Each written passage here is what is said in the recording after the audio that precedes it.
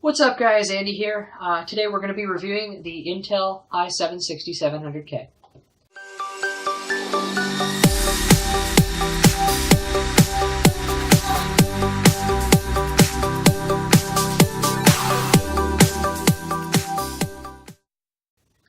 So, I don't have a whole terribly lot to say about this processor, but it's base clocked at 4 GHz. It's Intel's 6th gen Skylake series.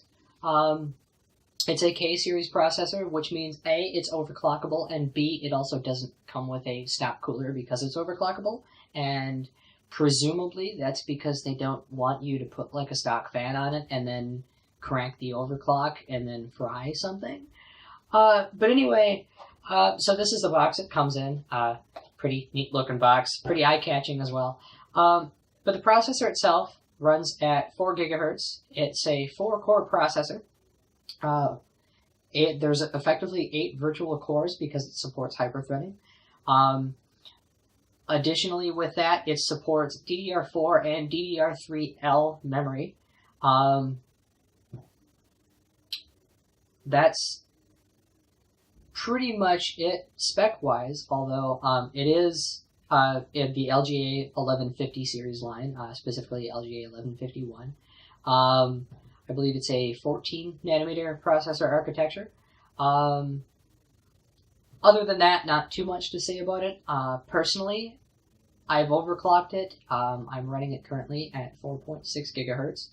Perfectly stable overclock. I do have it water cooled. In my system, I'm using NZXT's Kraken X61, so it's not a terribly beefy water cooler, but it's decent enough. I'd probably be able to overclock it sufficiently more if I had a DIY loop, but considering I'm using an all-in-one pre-built loop, even for as good as NZXT's are, I wouldn't say you're anywhere near your limit. In fact, I've seen people push them to past 4.8 perfectly fine. So could just be my setup as well. I mean, that's water cooled, but the rest of everything's air cooled. So depends on your environment, really. As far as that goes, I'm running it in an Asus Z170 Pro motherboard with 32 gigabytes of DDR4 RAM. Never had a problem yet so far. In fact, in Cinebench, I believe, I don't even remember what the score was. Like it was like somewhere in the ballpark of like 6,000 or something like that. But I could be totally wrong. I didn't bother to look that up off the top, and I don't remember off the top of my head. So don't quote me on that. But anyway, beefy processor basically handles anything I can throw at it.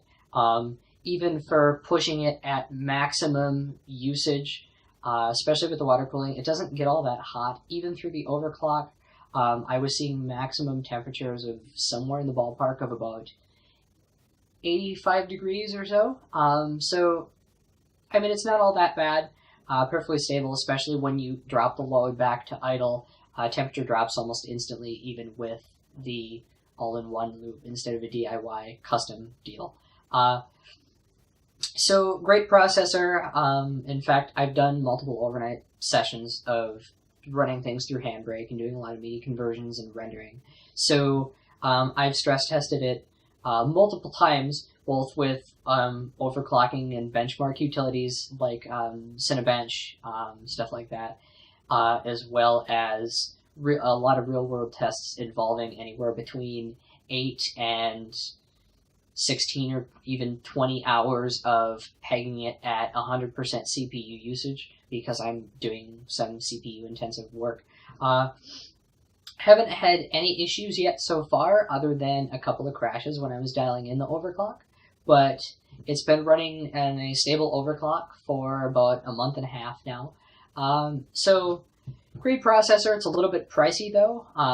The processor itself, in terms of specs and everything and performance, great unit, great processor, wonderful to run and everything, although the price itself may be a bit of a turnoff for a lot of people because it is priced at $349, I believe. I bought it through Newegg at the time. So it's a bit more on the expensive side. It's definitely not a budget processor. I would recommend going a step down, especially even to the i7-6700K, I believe it was. I mean, that's not all that much cheaper, but I believe off the top of my head that's somewhere in the realm of like 270. So, I mean, you're getting a lot of run for your money and everything. It's a very great deal, but it's a high price point to begin with. So if you're not comfortable with spending that much money, I wouldn't jump into it just yet. I would say start with something lower and work your way up if you decide you want to run something like this. But all in all, I don't have anything bad to say about the 6700K. I've had nothing but great things come out of it since I've run it, and been running it for 2 months now. So that's about all I have to say. So anyway, you guys know the drill. If you like this video and want to hear more, like it. If you have any problems with it, you disliked it, you know where that button is. If you have any other questions, comments, or concerns, leave them down in the comments below. If you like our videos and you want to see more, hit that subscribe button down kind of near the description.